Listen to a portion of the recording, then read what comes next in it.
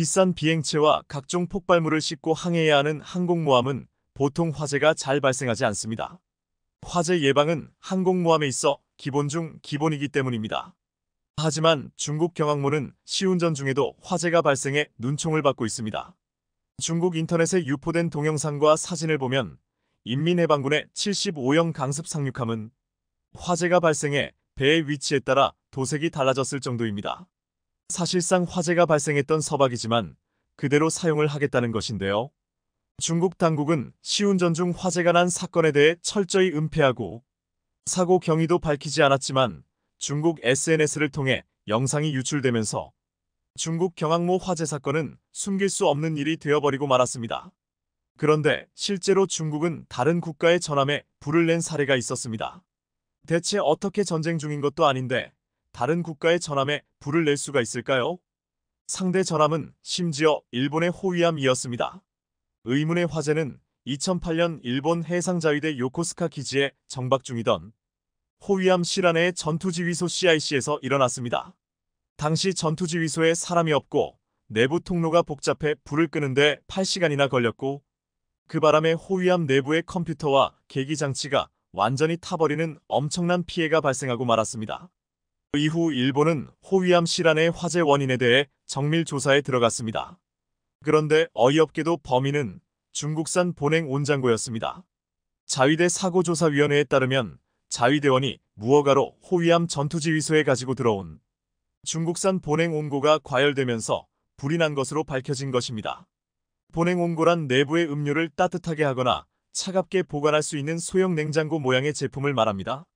당시 중국산 보냉 온고는 일본에서 대당 1만엔 약 88,000원 정도에 팔렸는데요. 그렇다면 당시 일본 호위함 화재 수리에 들어간 비용은 얼마였을까요? 무려 60억엔 530억 원 정도로 추정됐습니다. 이 사건은 일본 자위대원의 기강회의와 중국산 가전제품의 위험성이 어우러져서 만들어낸 최악의 사고로 기억됩니다. 당시 일본에서는 530억 원을 불태운 중국산 보냉 온고의 품질에 대해 비난하는 글들이 쇄도했습니다. 이에 대해 중국 언론들은 일본이 자신들의 과실을 엉뚱하게 중국산 문제로 전가하고 있다.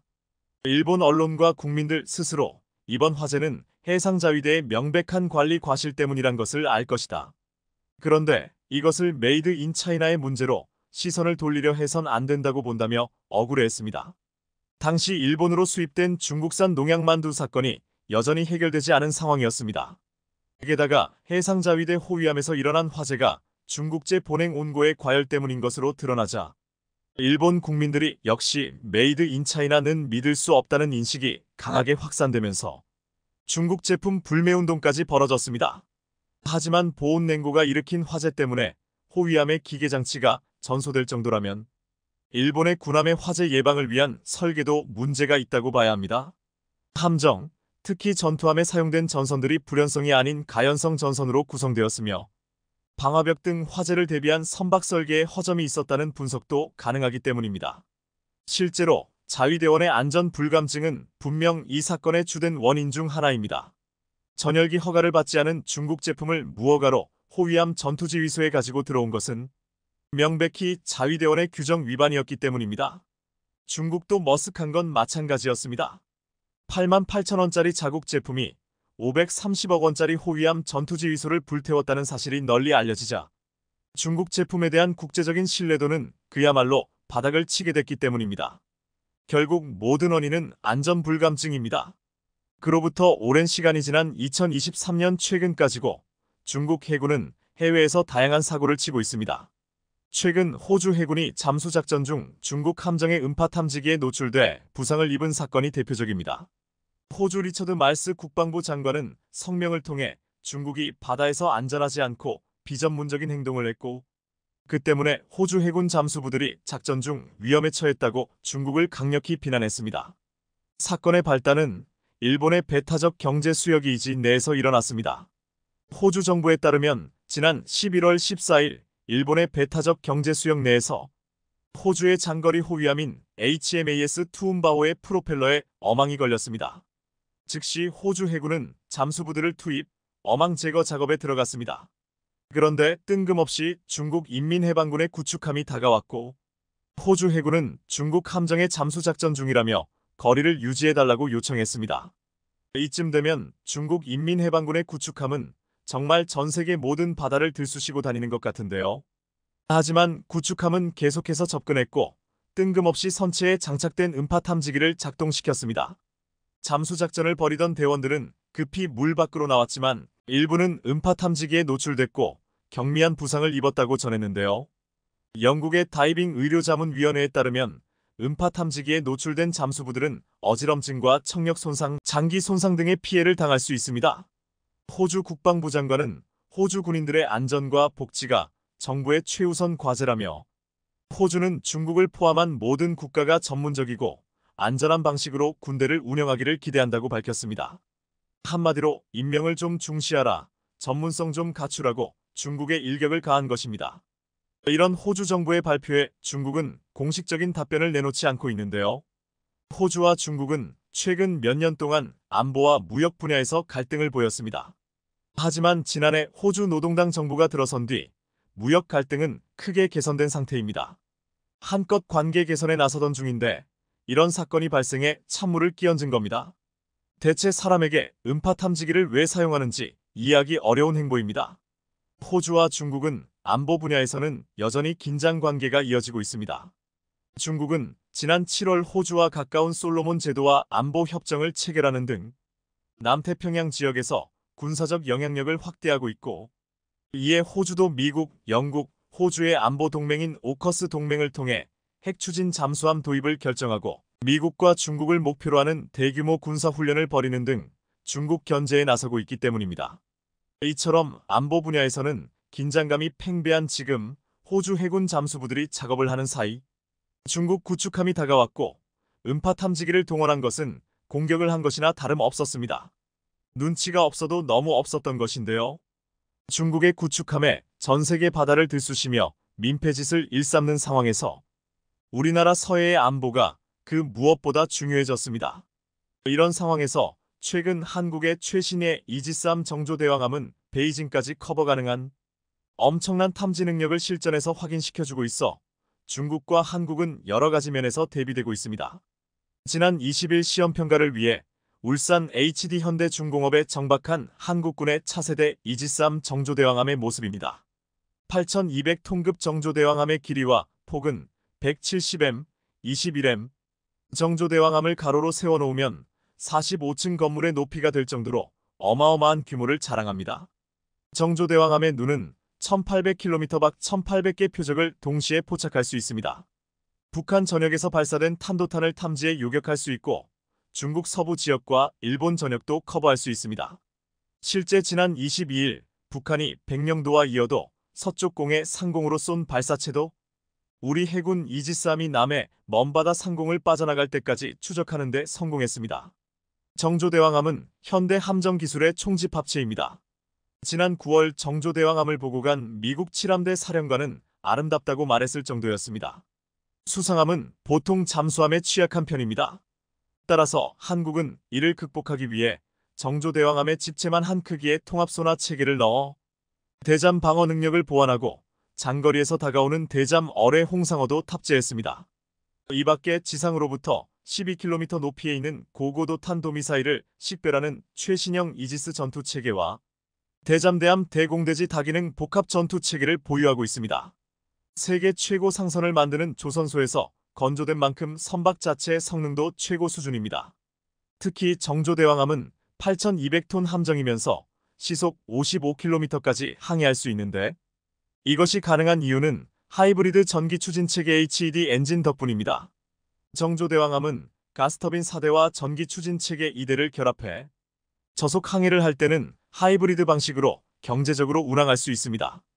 정조대왕함은 단순한 함정에서 나아가 최신 기술이 집약된 하나의 상품이 되고 있습니다.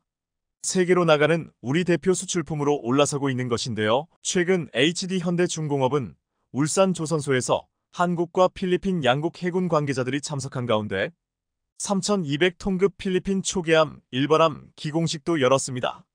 필리핀 해군은 호위함 6척과 초계함 12척을 확보하는 사업을 진행 중이며 이미 HD 현대중공업에 총 10척의 함정을 발주한 바 있는데요. 추가 수주를 기대하고 있습니다. 인도는 총 사업비 약 52억 달러, 하나 6조 8,200억 원에 달하는 잠수함 건조 프로젝트 P-75L을 추진하고 있습니다.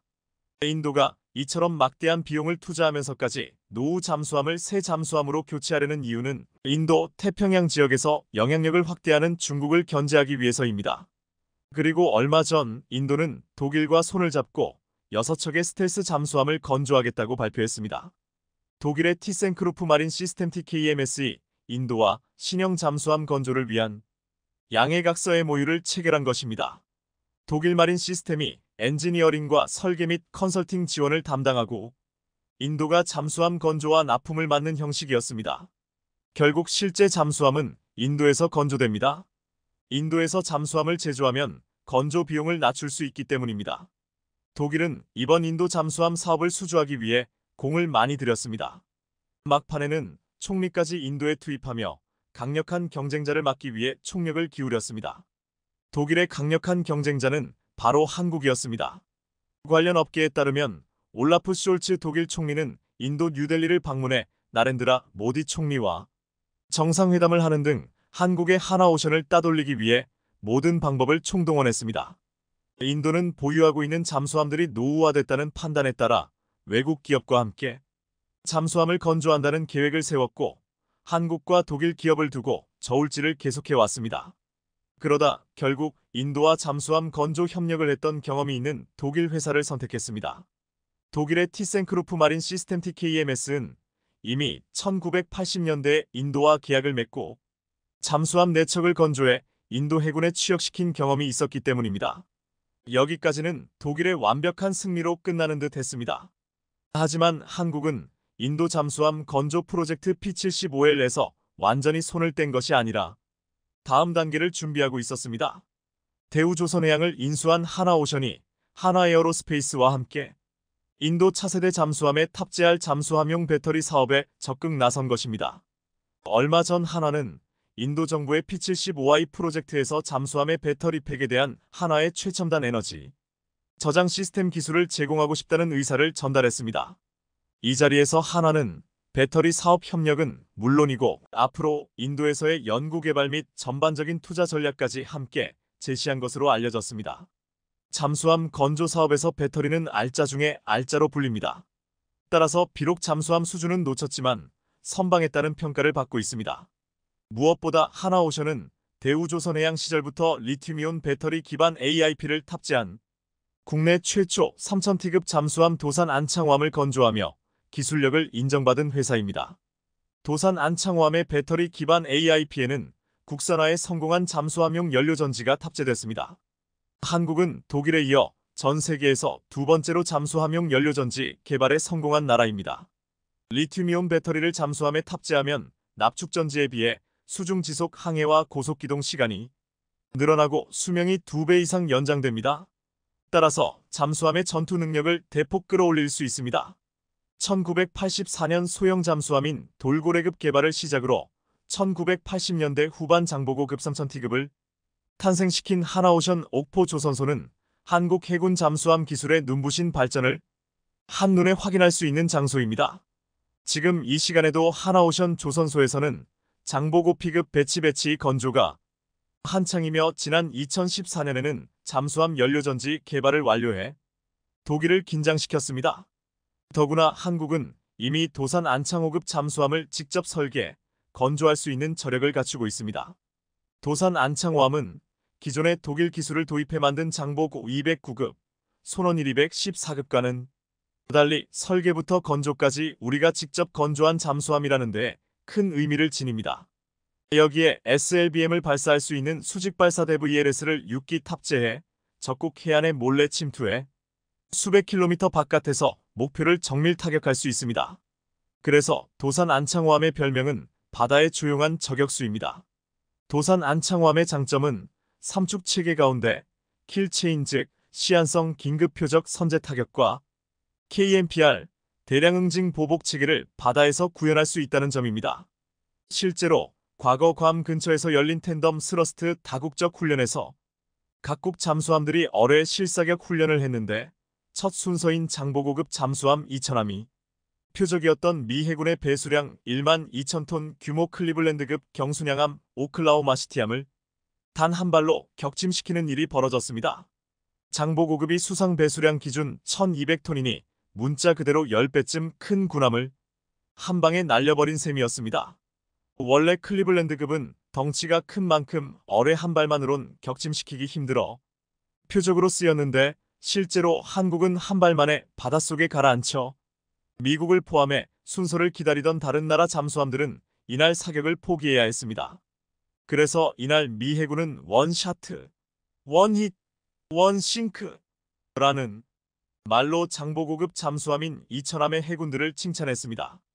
과거 한국은 미국과 독일의 기술을 따라잡으려 애썼던 시절이 있었습니다. 하지만 지금 한국은 독자적으로 잠수함 배터리를 만들고 도산 안창호급 잠수함을 직접 설계, 건조하며 마침내 제진제 국산화에까지 성공한 나라가 되어 있습니다. 6월 15일 하나오션은 올해 함정의 진동과 소음을 줄여 작전 성능을 높여주는 도료 제진제의 국산화에 성공했다고 공식 발표했습니다.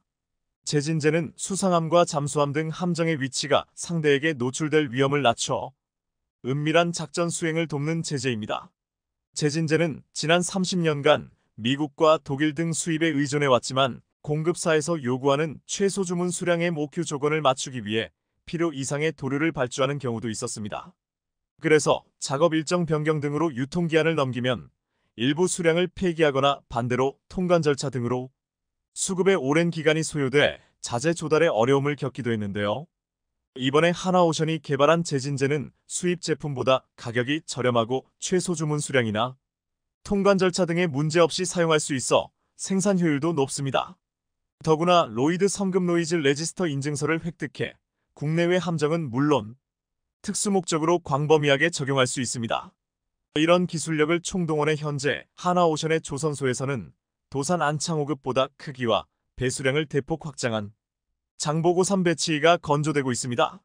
장보고 3 배치기는 AIP 탑재 디젤 전기 추진 잠수함으로 수중 작전 능력 탐지 능력 무장 등에서 앞선 기술이 적용됩니다.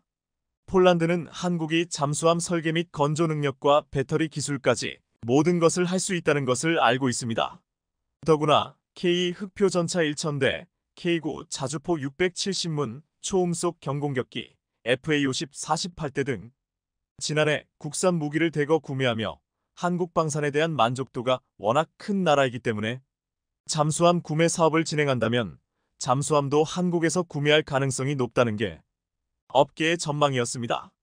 그리고 마침내 국방장관이 이런 발언을 했습니다.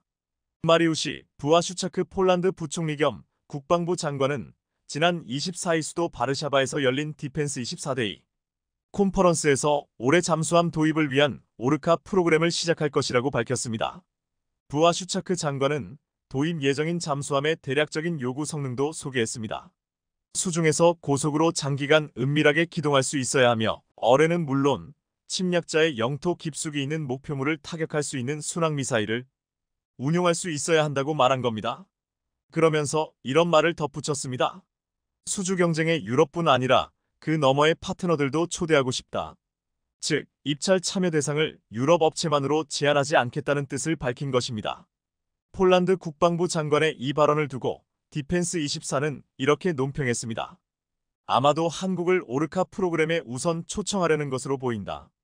폴란드는 과거에도 잠수함 도입 사업을 추진한 적이 있습니다.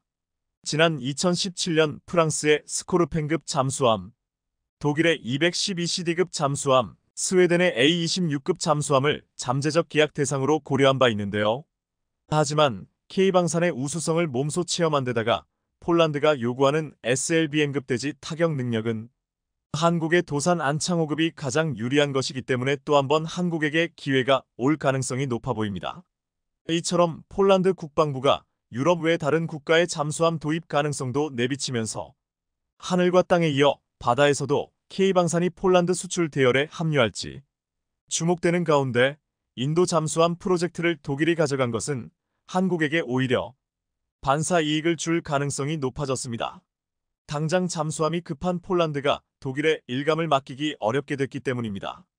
더구나 한국의 잠수함 배터리 건조 기술은 세계적인 수준입니다. 따라서 인도 잠수함 건조 사업은 앞으로 독일 마린 시스템 TKMS는 잠수함 엔지니어링을, 한국은 잠수함용 배터리를, 인도는 잠수함 건조를 맡을 가능성이 높아졌습니다. 최근 국내 조선업체들이 방위사업청과 함께 최근 미국 현지의 군함 제조사를 방문해 그 배경에 관심이 쏠리고 있습니다. 미 해군 함정의 건조와 수리에 한국 조선사들이 참여할 수 있을 거란 관측이 제기되면서 한국 방산이 미 함정 사업에 참여할 가능성이 높아지고 있기 때문인데요.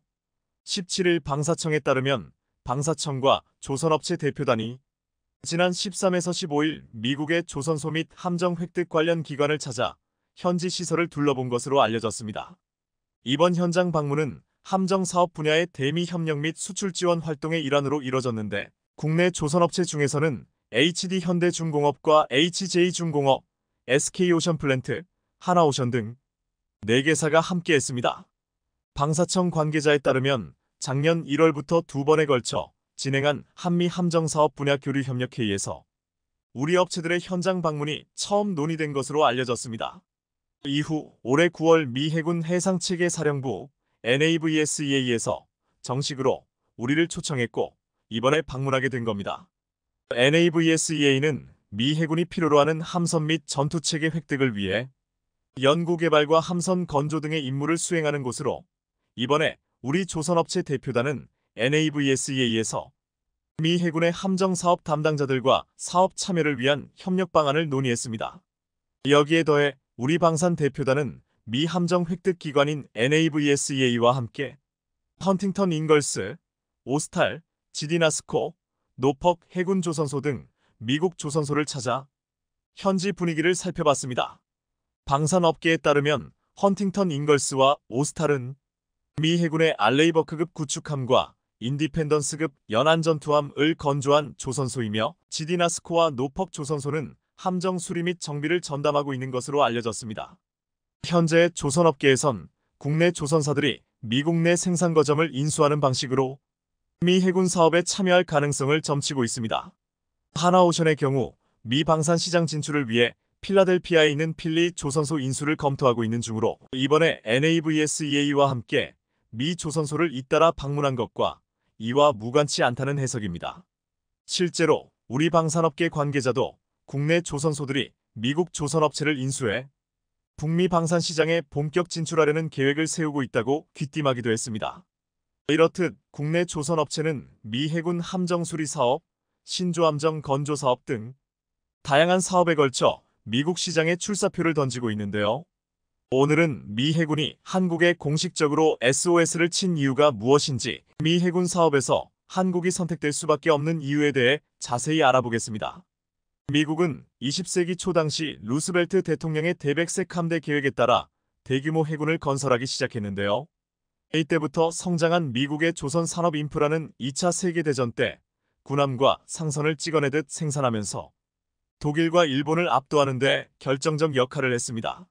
실제로 전후에도 미국은 다른 나라가 흉내낼 수 없는 초대형 항공모함을 비롯해 첨단 수상전투함과 잠수함을 연이어 건조하며 위력을 과시했습니다.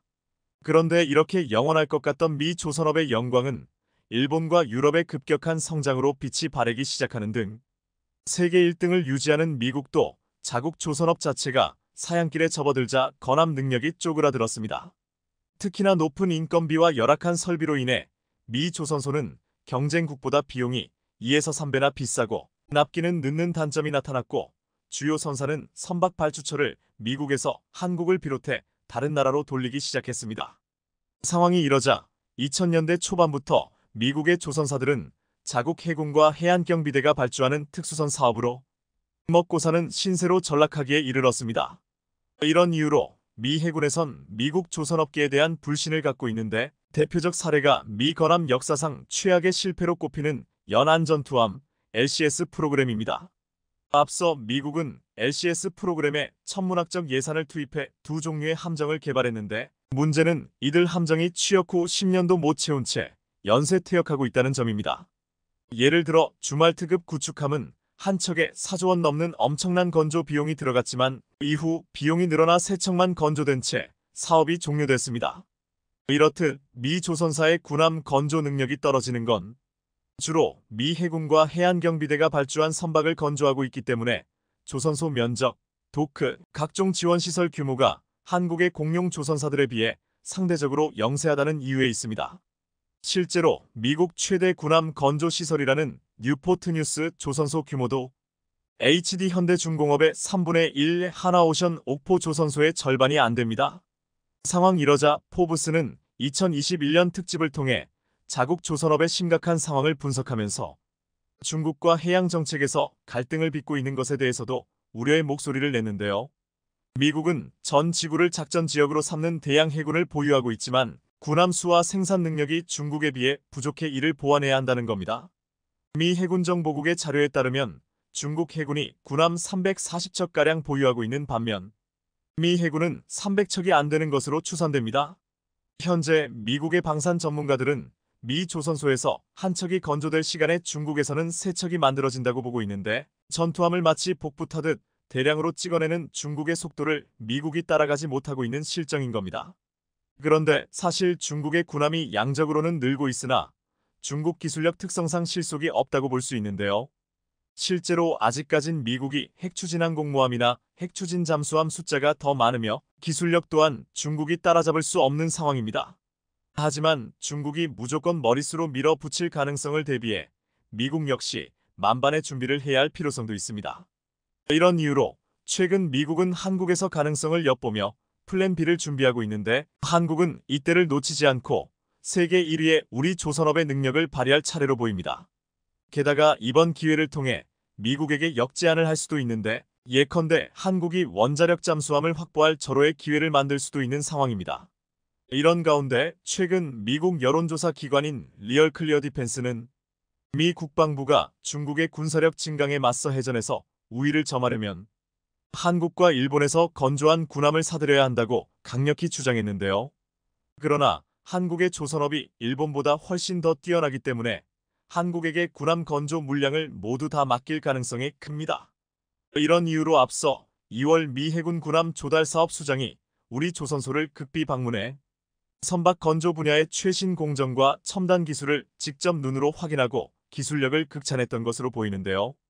미 해군 함정 프로그램 총괄 책임자인 미 해군의 PEO 10를 이끌고 있는 토마스 앤더슨 해군 소장 일행은 현대중공업, 대우조선해양, HJ중공업을 찾아 생산 공정과 제품을 둘러봤었습니다.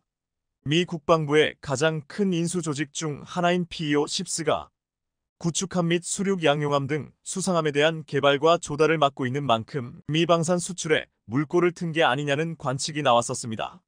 당시 앤더슨 제독은 우리는 세계적 수준의 조선 성능을 추구한다며 제품과 프로세스에 대해 교육해준 조선소에 감사드리고 후속 계약을 기대한다고 말하는 등 분위기를 먼저 띄웠습니다. 그래서 한국 조선소들은 세계 최대 시장인 북미 시장 진출에 염두를 두고 본격적으로 수출 기반을 닦고 있는 중인데요. 방산업계에 따르면 지난달 하나오션은 필라델피아 소재 필리 조선소 인수를 추진하기 위해 실사단을 파견했습니다. 하나 측은 이번 실사단 파견 이전부터 인수를 위한 사전 조율을 진행해 온 것으로 전해졌는데 미국 방산 조선 사업 진출을 위한 포석으로 보입니다. 이는 미 정부가 자국에서 일정 수준 이상 건조된 선박에만 운송 권한을 주기 때문인데 인수가 마무리되면 국내 기업이 처음으로 인수하는 미국 조선소로 기록될 전망입니다. 여기에 더해 최근 HD한국 조선해양도 미국 해군 함정 사업을 위해 북미 조선소 인수나 지분 투자 등을 검토하고 있다고 공식적으로 밝혔는데요. 가사면 HD한국 조선해양은 국내 언론과의 인터뷰에서 북미 조선소 인수에 대해 모든 가능성을 열어두고 있다며 기본적으로 다 살펴보고 있는 중이라고 말했습니다. 방산업계에 따르면 HD한국 조선해양은 최근 미 오스탈 조선소 현지에서 관계자들을 만나 인수에 대한 초기 논의도 진행한 것으로 알려지는 등 여러 가지 상황을 준비 중인 것으로 보입니다. 그런데 사실 한국의 경우 미국뿐 아니라 캐나다 등 북미 시장이 크게 열려 있어 향후 미래가 매우 밝은데요. 얼마 전 CNN에서 세계 최고의 군함은 미국산이 아니라 한국산이다라고 특집 기사를 내보낼 정도로 전 세계 방산업계에서 이미 우리 실력이 충분히 입증됐기 때문입니다. 실제로 CNN은 우리 해군의 첫 이지스함인 세종대왕함을 세계 최고 함정 중 하나로 꼽았는데 가장 높은 사양과 저렴한 해군 하드웨어를 구축하고 있다고 평가했습니다. 이런 가운데 최근 미국뿐 아니라 캐나다도 우리 함정 건조 능력에 관심을 갖고 있는 것으로 알려지면서 수주 결실이 맺어질지 관심이 집중되고 있는데요. 앞서 5월 캐나다 연방조달청과 해군 관계자들은 HD 현대중공업 및 하나오션 조선소 해군 잠수함 사령부를 찾아 3000T급 도산 안창호함급 잠수함과 건조 시설을 직접 둘러보며 적극적인 관심을 표명했습니다. 현재 캐나다는 변화한 안보 환경에 대응하기 위해 8에서 12척의 신형 잠수함을 도입해 구형 잠수함을 교체하는 차기 잠수함 사업을 추진 중인데 규모만 58조 원에 달합니다. 캐나다 잠수함 사업에선 우리 도산 안창호함급과 일본 다이게이급이 유력한 후보로 거론되고 있지만 여러 가지 상황을 볼 때 한국이 승리를 따놓았다고 할 만큼 수주 가능성이 큽니다. 국내 조선업체들은 지난 1987년 뉴질랜드에 군수 지원함을 처음 인도한 이래 36년 동안 11국에서 무려 24척의 해외 함정을 수주했는데요. 이제 우리 손으로 직접 만든 잠수함이 대서양, 태평양을 호위하는 가슴 벅차게 하는 일들만 남은 것 같습니다. 최근 러시아 우크라이나 사태로 인해 국제사회는 대러시아 제재를 실천하고 있지만 여기서 러시아와 다방면으로 협력하던 인도가 이탈했다는 소식입니다. 이로 인해 일본이 2000년대 초반부터 인도에 엄청난 투자를 하며 얻어낸 쿼드 동맹이 한순간에 무너질 위기에 놓였으며 이 과정에서 인도에 투자한 일본이 막대한 손해를 보게 되고 오히려 인도는 한국과의 협력을 강화할 전망이라고 하는데요. 이에 대해 자세히 알아보겠습니다. 2000년대 들어서 급격한 경제 발전을 통해 몸집을 불린 중국이 자신의 국력을 이용해 아시아 태평양 지역에서 영향력을 넓혀가고 있습니다. 특히 바로 옆 한국에게는 사드를 배치해 심기를 거슬렀다는 이유로 한한령을 실시해 경제적 제재를 가하고 있으며 인프라가 부족한 동남아 지역과 중동 및 동유럽 지역에선 각종 고속도로와 철도, 항만 등 시설을 지어준다는 명목으로 수백조 원의 돈을 빌려주고 이자를 받으며 자신들의 영향력을 확대하고 있습니다. 경제력과 국제적인 영향력을 확보한 중국의 마지막 수고는 대만 통일입니다. 러시아가 경제적, 지정학적, 군사적 요충지인 우크라이나를 탐내는 것처럼 중국 또한 마찬가지로 대만을 탐내면서 무력 통일을 하기 위한 여론을 지속적으로 만들어 왔습니다. 전문가들은 중국의 대만 침공 시기를 자체 항공모함을 완성해 실전 배치에 투입할 때로 보고 있으며 구체적 시기로는 2025년 전후를 예상하고 있습니다. 중국의 현재 전력으로는 대만을 완벽히 점령하기란 어렵다는 평가를 받고 있는데 그 이유로는 대만에 상륙하기 위한 전략 장비의 부재가 1순위로 알려졌습니다. 대만의 인구는 2,400만 명가량의 해발고도 4,000m가량의 높은 산맥을 끼고 있어 국토 방어에 용이합니다. 대만군은 위산을 중심으로 국토를 방어할 전략 장비를 배치해 두었으며 이 때문에 타이완 섬은 가라앉지 않는 항공모함으로 불립니다. 현실적으로 중국이 대만을 완전히 점령하기 위해선 대만의 군사시설을 순식간에 무력화시킨 뒤 빠른 속도로 수십만 명의 병력을 상륙시켜야 합니다. 하지만 대만의 지리적 특성으로 군시설이 무력화되기란 어려우며 대만의 자체 반격 능력이 발동되면 그 즉시 중국 또한 돌이킬 수 없는 큰 피해를 입습니다. 두 번째로 대만의 군시설이 무력화되어도 중국의 상륙정이 겁없이 접근하다가는 해안 방어시설에 의해 순식간에 격침될 가능성이 높습니다. 역사적으로 대만은 이런 식으로 중국의 상륙을 막아왔고 금문도 전투가 대만 방어의 전설적인 사례입니다. 대만 소유의 금문도는 중국 본토와의 거리가 불과 2km에 불과하며 대만 건국 이후로 쭉 대만의 영토였습니다. 1958년 중국은 자국 코앞의 금문도를 점령하기 위해 50만 발이 넘는 포탄과 수만 명의 병력을 투입했지만 단 한 명의 중국 병력도 금문도에 상륙하지 못했습니다. 대만은 금문도섬 전체를 땅굴로 연결하여 지하 요새화하였으며 지하 3층 규모의 지하 요새에는 자동차는 물론 탱크가 지나다닐 수 있을 정도라고 합니다. 이에 중국의 포격은 무용지물이 되었고 상륙하러 다가오던 수십 척의 군함들은 전부 바다에 가라앉았습니다. 이런 부끄러운 역사가 있기 때문에 중국은 기를 쓰고 항공모함을 확보하려는 상황이며 2023년으로 예정된 3급 항공모함이 완성되면 실전 배치를 통해 2025년경 대만 통일을 완수한다는 계획입니다. 중국이 대만을 무력 통일한다면 전 세계 1위이자 50% 점유율을 가지고 있는 TSMC의 파운드리 반도체를 습득하는 것은 물론이고, 그동안 중국은 대만과 미국에 밀려 남중국해에서 길을 펴지 못했는데, 대만의 시로 지배하던 남중국해 영해를 확보하면서 자신들의 영향력을 강화시킬 것으로 보입니다. 중국의 이런 계획이 실현되면 한국과 일본 그리고 미국에게도 매우 심각한 결과가 생깁니다. 한국과 일본이 사용하는 석유의 90% 이상이 대만 앞바다인 남중국해를 거쳐서 들어오며, 상하이와 북경 지역도 이곳을 거쳐 석유를 공급받는 중요한 항로입니다. 주한미군과 주일미군도 대만 앞바다를 지나온 석유를 공급받고 있어 만약 해당 지역의 패권이 중국에게 넘어간다면 동북아시아의 에너지 주권이 중국의 손에 달리게 되는 것이며, 동북아에 주둔하는 미군도 원활한 에너지 공급을 받지 못해 유사시 작전과 임무 수행에 큰 영향이 생깁니다. 따라서 미국을 중심으로 중국이 대만을 삼키는 것을 막기 위한 대책 마련에 나섰습니다. 러시아가 우크라이나를 점령하는 것과 다르게 중국이 대만을 점령하는 것은 새로운 아시아 태평양 안보 동맹을 창설하기에 이릅니다. 창립 멤버로는 미국, 호주, 인도와 일본 4개국이며, 이들은 창립 목표 자체가 중국의 아시아 태평양 진출을 견제하는 것이라고 알려졌습니다. 그런데 여기에 가장 큰 역할과 공을 들인 국가는 일본으로 알려졌습니다. 기존의 미국과 호주는 반중국 정책에 앞장서고 있었는데 반해 인도의 경우는 중국과 사이가 좋지 않았지만 경제적인 이유로 완전한 적대국은 아니었기 때문입니다. 하지만 중국과의 국경 지역에서 충돌이 잦아진 인도는 미국, 호주, 일본과 손잡고 중국을 견제하는 쿼드에 가입하게 됩니다. 인도의 경제는 빠르게 발전하고 있으며 중국과의 무역 규모 또한 무시할 수 없는 수준이기에 쿼드 가입을 하게 되면 중국과 사이가 안 좋아져 경제에 타격을 받는 만큼 그 대가로 자국에 투자해달라는 요청을 했고, 여기에 가장 적극적으로 나선 곳이 일본입니다.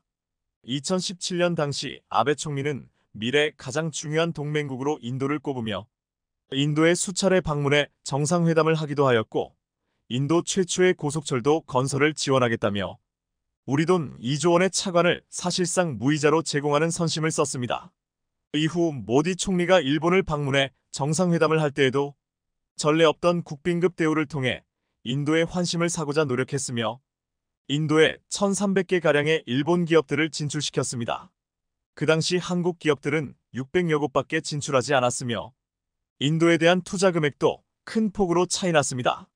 한국의 대인도 투자 금액이 2조 5천억 원에 불과하던 2017년 당시 일본은 30조 원이 넘는 투자 금액을 기록할 정도로 인도에 공을 들인 것입니다. 뿐만 아니라 일본은 인도를 향해 매년 4조 원의 공적 개발 원조를 제공하고 있어 인도에서 일본의 이미지는 상당히 좋은 편으로 바뀌었습니다. 일본은 현재 중국의 인구 증가율과 경제 성장률이 과거에 비해 큰 폭으로 하락하여 인도에게 많이 밀리고 있는 것을 확인하고 인도의 성장 잠재력에 주목하고 있습니다. 전문가들은 2025년 안으로 인도의 인구가 중국을 추월할 것으로 보고 있으며 경제 성장률도 인도가 중국을 넘어설 것으로 보고 있습니다. 이렇게 인도의 물심양면으로 큰 공을 들인 일본이지만 최근 러시아 사태로 인도에게 큰 배신을 당하며 그동안 일본이 인도에 투자한 게 무용지물이 되었다는 상황입니다. 최근 국제사회의 대러시아 제재 방안에 대해 인도는 공식적으로 기권 의사를 나타냈습니다. 인도는 중국과는 매우 적대적인 관계인데 반해 러시아와는 친근한 관계를 유지하고 있는데요. 또 러시아는 중국, 인도와 모두 친한 관계를 가지고 있어 아이러니한 상황입니다. 인도는 러시아의 군사무기를 가장 많이 수입하는 곳이기도 하며 러시아제 수호의 전투기를 도입해 운용하는 국가이기도 합니다. 인도가 러시아 제재에 찬성하는 순간 러시아제 무기를 공급받지 못하게 되어 인도 국방력에 공백이 생길 우려가 높은 상황입니다. 이 밖에도 인도는 러시아의 천연가스를 도입하기 위해 수천 km에 달하는 가스관 사업을 검토 중일 정도로 러시아와 많은 협력을 하고 있습니다. 러시아와 인도의 관계가 이렇다 보니 인도는 러시아 제재 대열에서 이탈해 중국과 마찬가지로 기권표를 던진 것입니다. 이에 쿼드 동맹국들은 난처해진 입장을 숨기지 않고 있습니다. 군사안보 협력체를 표방한 쿼드 동맹이지만 인도가 러시아 제재에서 이탈하게 되면서 군사동맹이 흔들리고 있다는 평가를 받은 것입니다. 쿼드로 묶인 군사동맹이지만 미국과 러시아의 전면전이 발발한다면 인도는 어디 편에 서게 될지 의문이라는 것입니다. 이로 인해 인도와 일본의 경제 협력도 비상등이 켜졌습니다. 중국의 히토류 영향권에서 벗어나기 위한 일본의 노력으로 인도에서 히토류를 채굴 및 가공하기 위한 프로젝트에 나선 일본은 이번 러시아 사태로 인해 글로벌 원자재 가격 상승과 공급난으로 인도가 원자재 자체 생산에 나서면서 히토류 채굴 프로젝트가 무산될 위기에 놓였습니다. 반면 한국은 인도와 국방 프로젝트 협력을 가속화하며 한국의 K9 자주포를 200대가량 추가 도입하는 계약을 맺었습니다. 금액으로는 2조 원에 달하며 이번 도입으로 인도 국경지대에서 완벽하게 중국을 제압 가능할 것으로 보고 있습니다.